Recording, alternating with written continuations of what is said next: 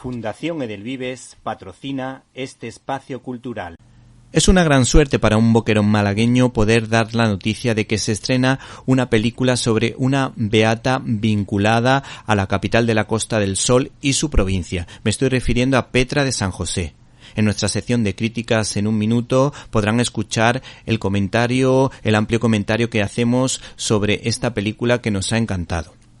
Pero antes les aconsejamos que escuchen las palabras, ese carpe diem de Pablo Moreno, hablándonos de esta producción tan interesante, cargada de profundidad y a la vez de curiosidades y anécdotas que yo creo que pueden llamar la atención de todos nuestros oyentes.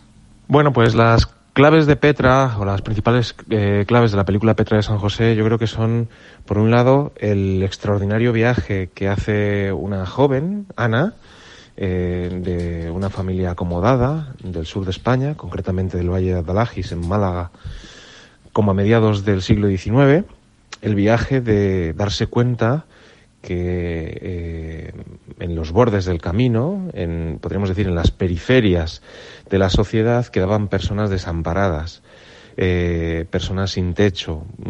Comienza su labor dándose cuenta pues, de los ancianos que cuando llegaban a una edad en la que enfermaban o no resultaban de utilidad, muchos de ellos eran abandonados y sus hijos los echaban de las casas y quedaban en las calles vagabundeando, esperando al momento de la muerte, ¿no?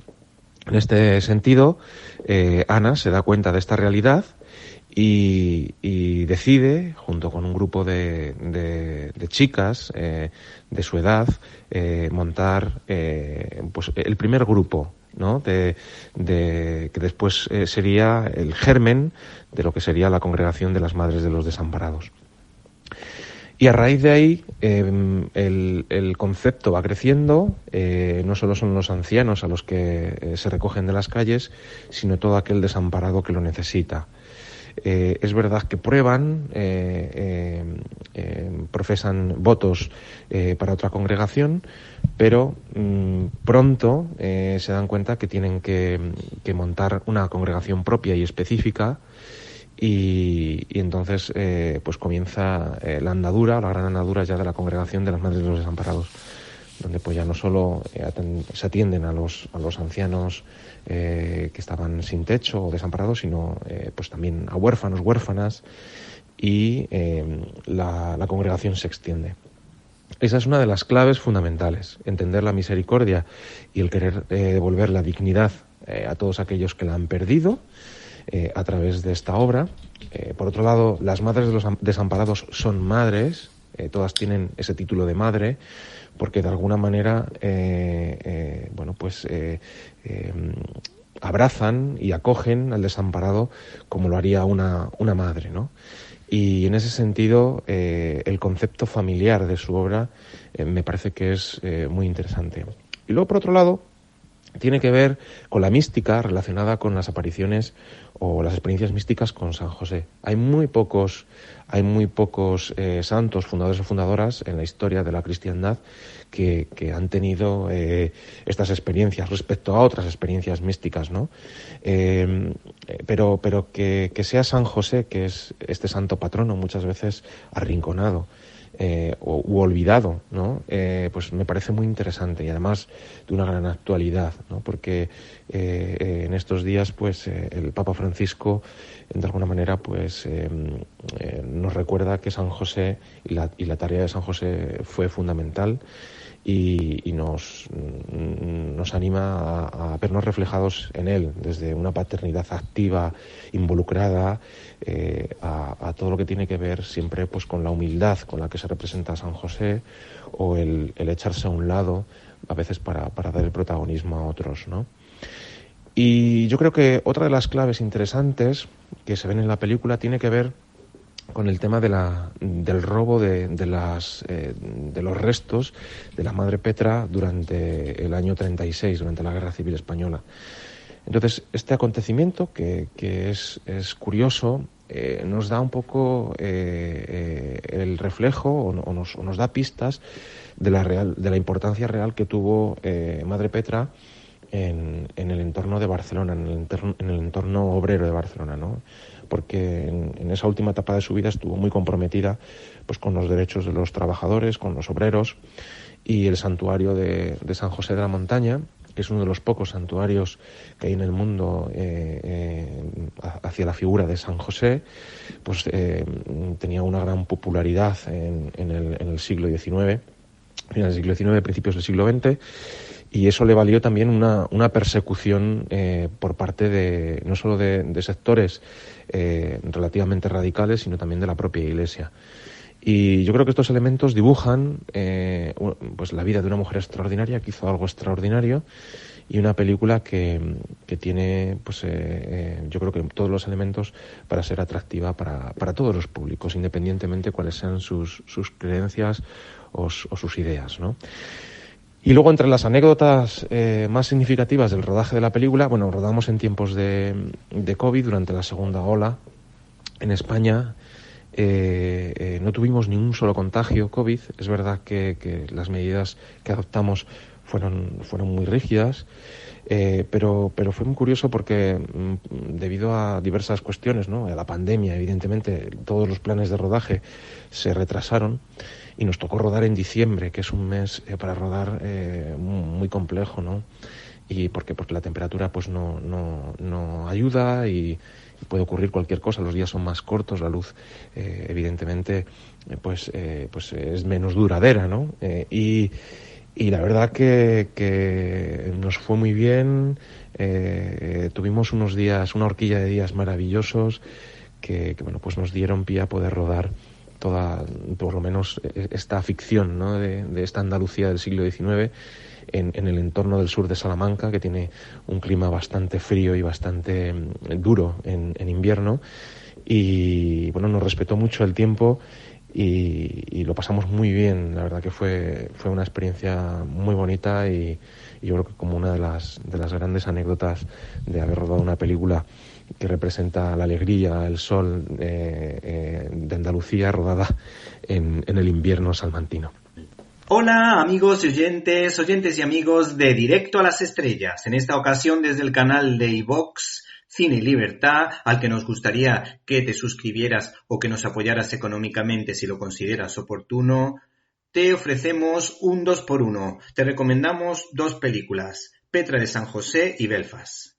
Si Rafael Gil fue el referente del cine clásico español en materia religiosa con películas como La Guerra de Dios o La Fe, así como cintas maravillosas de otro tipo como El Clavo o Don Quijote, Pablo Moreno es el máximo representante de este género en los últimos años, con notables producciones de dicha temática, con películas como Poveda, un sacerdote especializado en formar maestras que hicieran frente intelectual a la institución de libre enseñanza, por poner un ejemplo, aunque hay otros como Luz de Soledad, en el que se explica cómo esta santa fundó la primera escuela universitaria de enfermería, o Claret, en la que se cuenta cómo Azorín restituye el honor de este excelente sacerdote a través de su investigación. El caso es que el realizador Pablo Moreno opta por contar la labor de la beata Petra de San José, vinculada a Málaga y muy especialmente a Vélez Málaga, lugar de nacimiento de mi abuela. Así que esta crítica de cine te la dedico, que seguro que nos estás escuchando desde el cielo.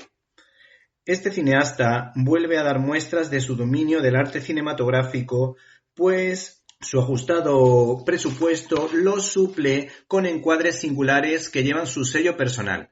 La puesta en escena está muy lograda, ya que se percibe que cuenta con un equipo de actores que se conocen de toda la vida, como le ocurría al mismísimo John Ford con su equipo de actores, salvando las distancias. El guión ha sido coescrito con Pedro Delgado, que es un valor seguro en estas lides, pues combina su conocimiento del santo de turno con tramas verosímiles de gran tensión dramática, que desde luego mantienen cierta intriga, salpicado con pequeñas píldoras de humor blanco. Por otra parte, todos estos argumentos no parecen suficientes para que ciertos medios de comunicación ninguneen a este largometraje que cuida hasta el más mínimo detalle, nosotros pensamos que estas películas tienen su hueco entre los espectadores, claro, si se habla de ellas. Esta producción invita a la reflexión sobre cómo Dios nos invita a formar parte de su proyecto y cómo nos llama para que podamos evangelizar según nuestros talentos, como el de Petra de San José, volcada con la educación y con los indigentes, acompañado, en este caso, del padre adoptivo de Jesús de Nazaret, San José, que formará parte de la vida de esta mujer y será el que le acompañe en su autopista hacia el cielo. La segunda producción que hoy te recomendamos se titula Belfast. Cuando uno piensa en Kenneth Branagh, indudablemente le viene el nombre de William Shakespeare, pues todos sabemos que ha hecho multitud de adaptaciones de la obra de tan excelente autor.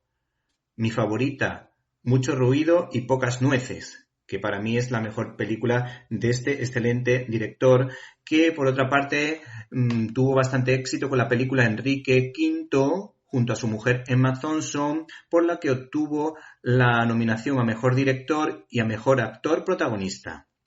Por otra parte, también lo asociamos lógicamente a Thor, aunque pueda resultar chocante, y a la excelente visión que dio de Cenicienta, que para mi humilde punto de vista es una de las mejores que se han hecho desde los inicios del cine. También, últimamente, está vinculado a proyectos relacionados con Agatha Christie, pues ha dirigido la película Asesinato en el Orient Express y Muerte en el Nilo. En esta ocasión, este señor ha optado por una obra intimista, pero muy entretenida, así que no se me vayan a asustar porque la película merece mucho la pena y además no es demasiado larga, poco más de 90 minutos. Tenemos las declaraciones de Kenneth Branagh a fotogramas que son realmente llamativas. Mucha gente se ha sorprendido de que yo sea un norirlandés de Belfast. Supongo que creían que había nacido en Oxford rodeado de obras de Shakespeare. Hay que decir que esta obra tiene un gran sentido del humor y solo por eso ya merece la pena. También en declaraciones a fotogramas este señor dijo lo siguiente: solo quería contar la historia, no creía que fuera necesario convertirla en una película. Las primeras que la leyeron fueron mis dos hermanas, supongo que inconscientemente necesitaban su aprobación y se emocionaron mucho y me animaron a seguir adelante. Y es que esta película tiene mucho que ver con su vida. Este señor también dice en esta entrevista lo siguiente: he sido plenamente consciente de que mi familia nunca hemos hablado de esa parte de nuestra historia. Los irlandeses somos demasiado indulgentes con nuestro sufrimiento. Pensamos que todo el mundo tiene problemas y que hay que superarlos, y nosotros lo conseguimos, pero quería regresar al pasado. Hay que decir que para el casting de la película se ha contado con un niño que responde al nombre de Jude Hill, elegido entre 300 chavales. Este chaval se lo montaba muy bien en las pruebas, tenía muchísima ilusión y se tomaba muy en serio las pruebas. Pero por otra parte también era muy alegre y le encantaba bailar e improvisar. De hecho, se percibe que el director ha acogido los mejores planos de este chaval, que parece que se sentía bastante cómodo en el set de rodaje. Hay otro momento importante que este señor ha querido rescatar, porque no ha querido entrar precisamente en polémicas de ningún tipo en relación al IRA. Simplemente lo ha utilizado como el marco de la vida y del momento que le tocó sufrir. Y dice lo siguiente: salir de Belfast cuando tenía 9 años es sin duda mi experiencia más traumática. De la noche a la mañana todo cambió y la vida nunca volvió a ser la misma.